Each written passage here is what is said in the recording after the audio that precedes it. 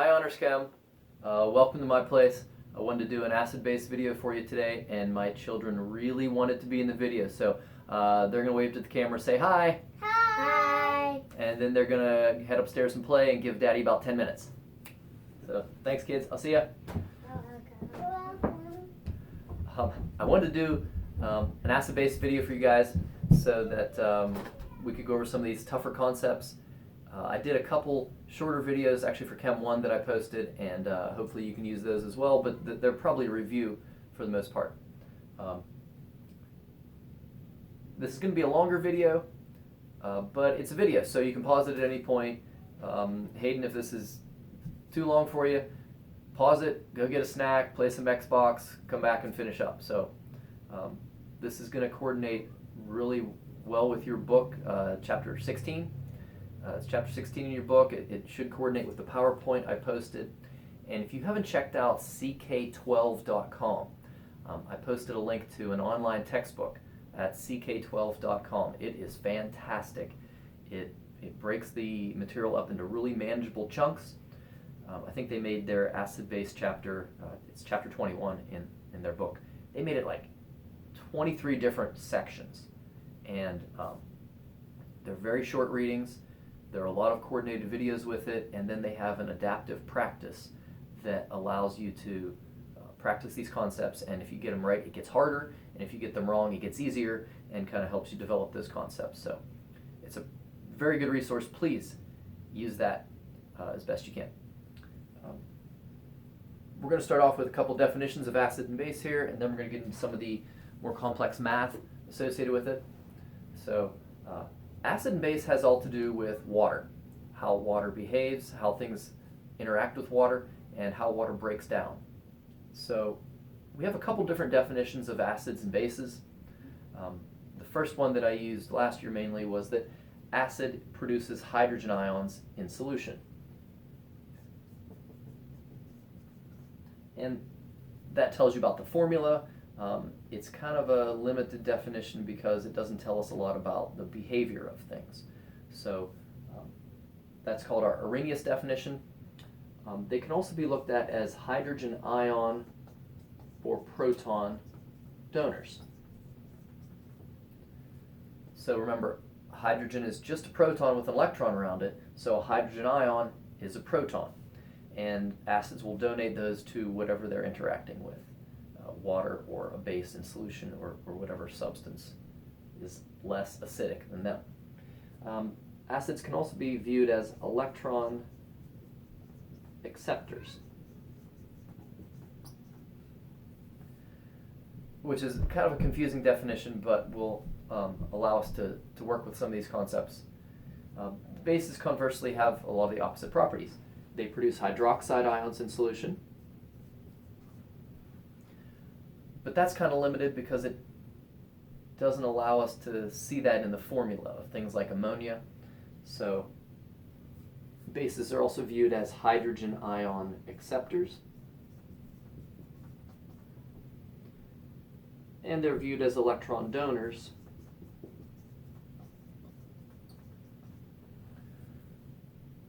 donating those to acids. So it's the way these things interact that define them as acids, bases. And for this first part, I want to look at this definition of acids and bases. This is our Bronsted-Lowry definition. And looking at that proton transfer, what's being the donor, what's being the acceptor, and how we're defining these as acids and bases. They form what are called conjugate pairs. And let me erase and I'll get into that section.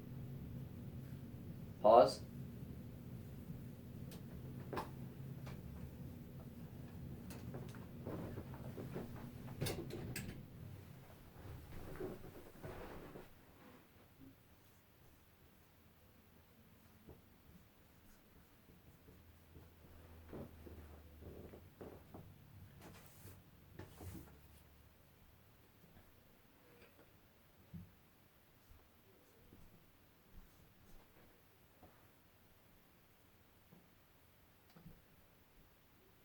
When we look at acids, we can look at them as falling apart and disassociating, or on how they interact with water. So we often write something like hydrochloric acid and show it falling apart to yield hydrogen and chloride. But you can also show it interacting with the water. And in this respect, we look at hydrochloric acid as a proton or hydrogen ion donor. So your book will often refer to things like this, showing the hydrogen bonded to water as hydronium. So these are showing the same thing. This one looking at the water, and the water is kind of a spectator. So this is kind of eliminating that, and it's a more simplified version. They're both showing the same thing, but this one allows us to look at the acid as our donor in forming what's called a conjugate. So what we're going to do here is match up our pairs.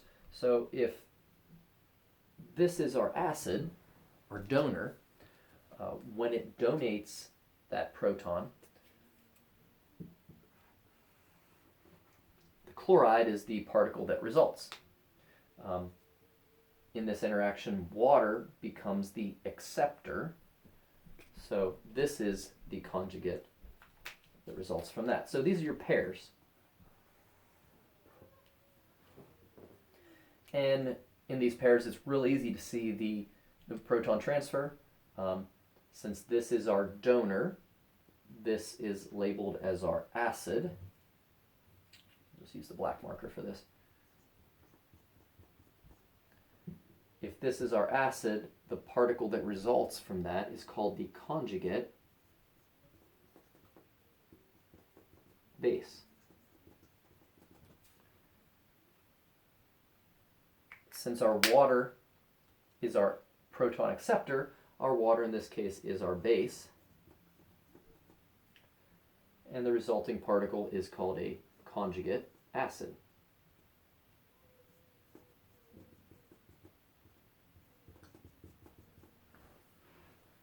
Okay, so we have those two pairs, and these conjugate terms can also refer to the reverse reaction. If we look at this as a reversible type thing, the reverse reaction, this will be our acid, this will be our donor, and this will be our base acceptor. Okay. Conjugates also allow us to determine the stability of things a little bit and the strength. So because this is a very stable ion, chloride's a real happy, stable ion. It has its 8 valence electrons.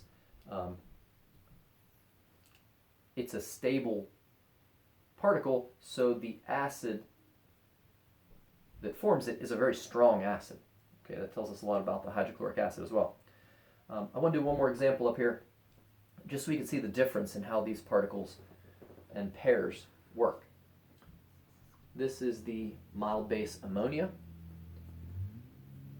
which does not look like it should be defined as a base from our Arrhenius definition, because we don't have a hydroxide there. But the hydroxide is formed in how it interacts with water. So in this interaction, it rips a hydrogen from the water. You get ammonia turning into ammonium and hydroxide. So if we look at our pairings,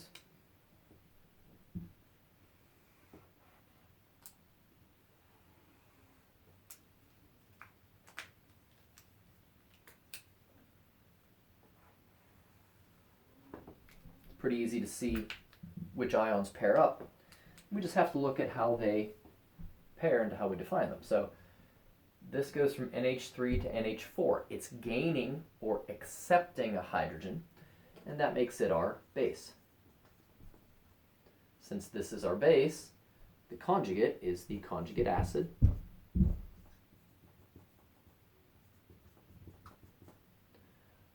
Our water becomes our hydrogen donor or hydrogen loser, so in this case it's an acid, and the resulting particle over here is the conjugate base.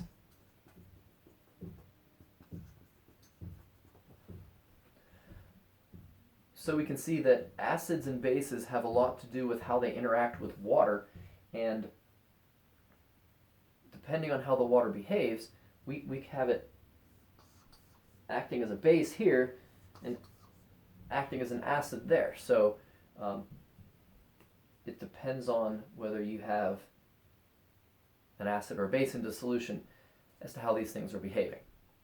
Okay.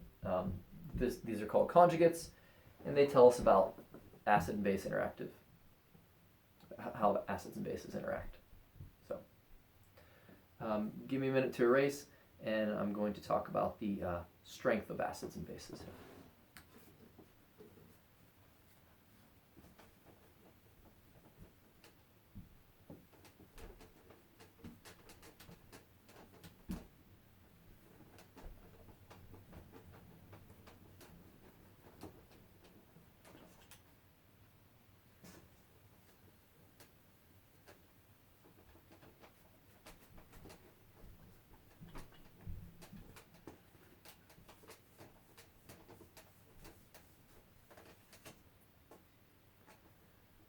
Acid and base strength has nothing to do with molarity. The strength has to do with the identity of the acid. So there are about 6 strong acids. Depending on the textbook you use or the ones you look up on the internet, you may get a slightly different list. But strong acids are strong electrolytes that fall apart completely in solution. They disassociate completely. So strong common acids are going to make our math much easier as well. Something like hydrochloric gets a one-way arrow. So when the hydrochloric acid goes into solution, we get hydrogen ions, we get chloride ions, and all of the acid you put into solution will fall apart and give you hydrogens and chlorides. That makes the math easy. When you have a weak interaction, something like vinegar,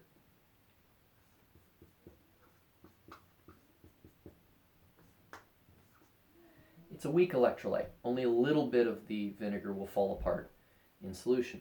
So you have an equilibrium type thing set up.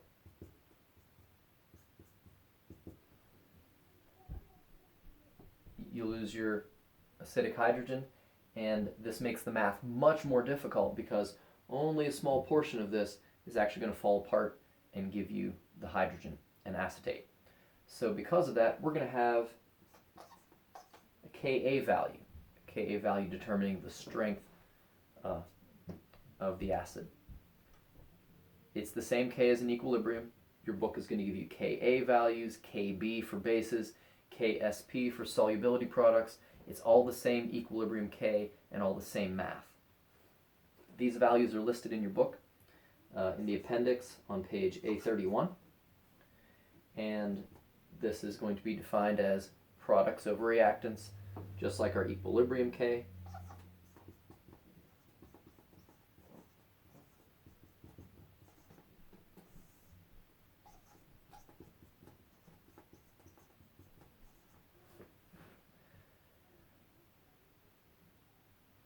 In your appendix on A31, there are a whole list of acids. Some of them will not give you a K value, it just says very large.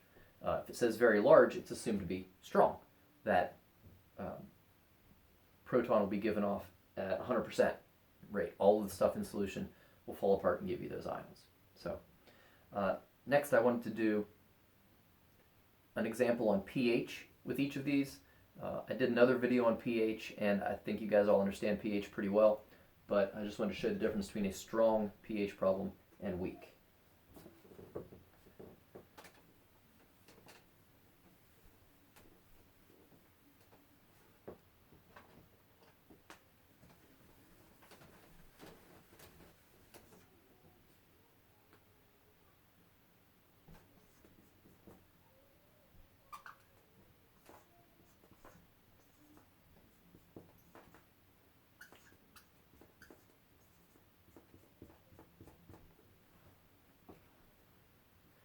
All right, I have two very similar looking acid solutions here, 0.10 molar hydrochloric and 0.10 molar hydrofluoric. But the hydrochloric is a strong acid. So our math becomes much easier. To find pH here, it's negative logarithm of the molarity. Negative log of 0.10 will give you a pH of 1. The hydrofluoric acid is a weak acid, so it does not completely fall apart. We have an equilibrium problem here. We're going to have to set up an ice table, and we're going to have to look up a value here. So the Ka for hydrofluoric acid is 7.2 times 10 to the negative fourth. That means it doesn't fall apart very well. So we're not going to get all the hydrogen from that we would expect. So we'll set up our ice table.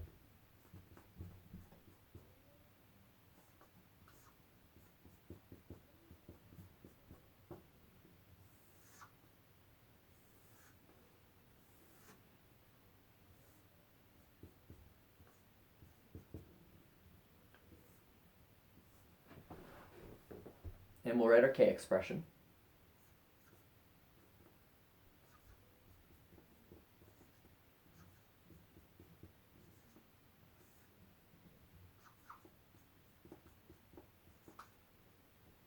Okay.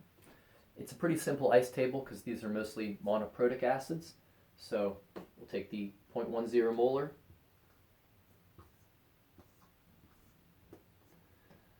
It doesn't completely fall apart, just a little bit of it, so we're going to lose X on this side. We're going to gain X over here. So at equilibrium we have our 0.10 minus X and X for both ions. We can substitute those into our expression. Here's our K value.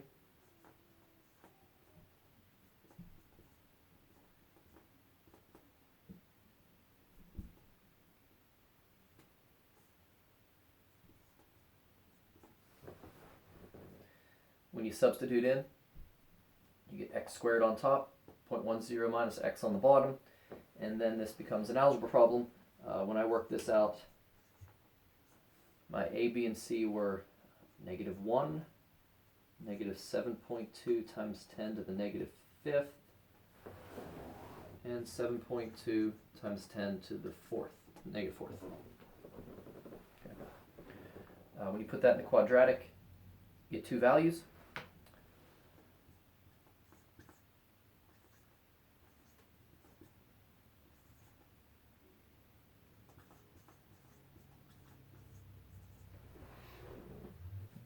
We get our two values for x. We're going to throw away the -1 because we can't have negative molarity. Doesn't mean anything. And we get our value there for x. But we're not done, because that just tells us our concentration of hydrogen.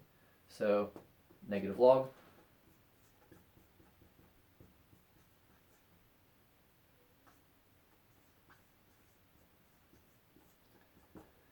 and when we type that out, I got a value of 2.09. Remember, pH is unitless. So we started off with the same molarity, but because this was strong, we got 100% dissociation. The pH was 1. Because this was weak, we only got a little bit of dissociation. Our pH was 2.09. So remember, strong and weak have to do with the identity of the acid or base. Concentrated, dilute have to do with the number, the molarity. Right. I hope this was helpful for you guys. I really hope to see you all again soon. And enjoy your quarantine. Take care. I'll post some more videos next week and try to get you guys well educated in chemistry. Have a good day.